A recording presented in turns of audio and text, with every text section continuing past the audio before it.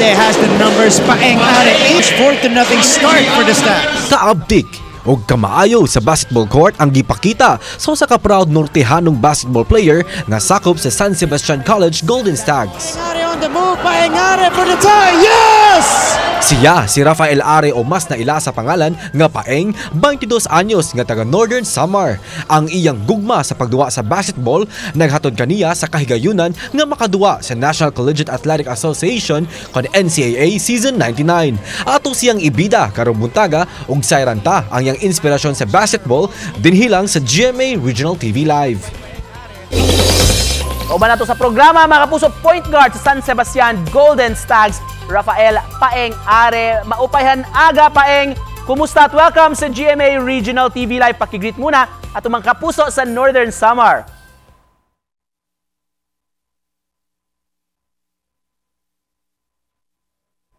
Maupayhan nga aga nga tanan sa mga taga Northern Samar, lalo na sa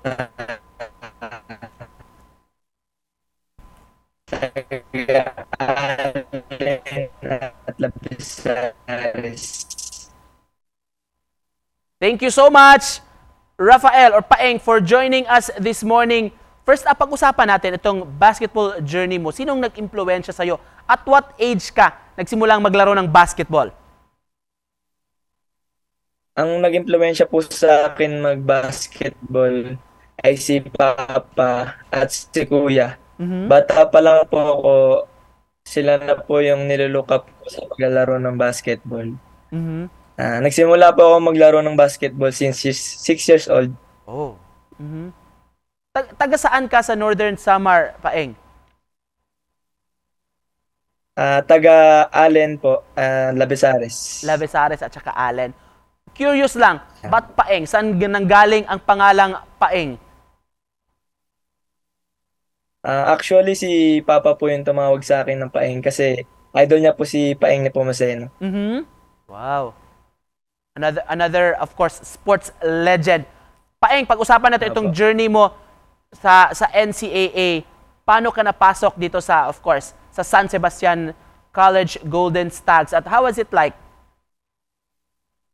Naging bahagi po ako una sa San Sebastian Golden Staglets, which is yung juniors ng Baste. High school po ako noon, pumunta yung head coach ng juniors ng San Sebastian sa bahay po namin. Si Coach Melo bahin ako sa Baste, and bibigyan ako ng scholarship. Wow. Actually, ayaw ko pa po ng una kasi ayaw ko iwan yung former school ko po na pick-off kay Coach Rick Alcantara. Umiyak pa nga po ako noon kasi ayaw ko talaga lumipat. Pero sinunod ko po yung desisyon ng parents ko na tumuloy sa San Sebastian.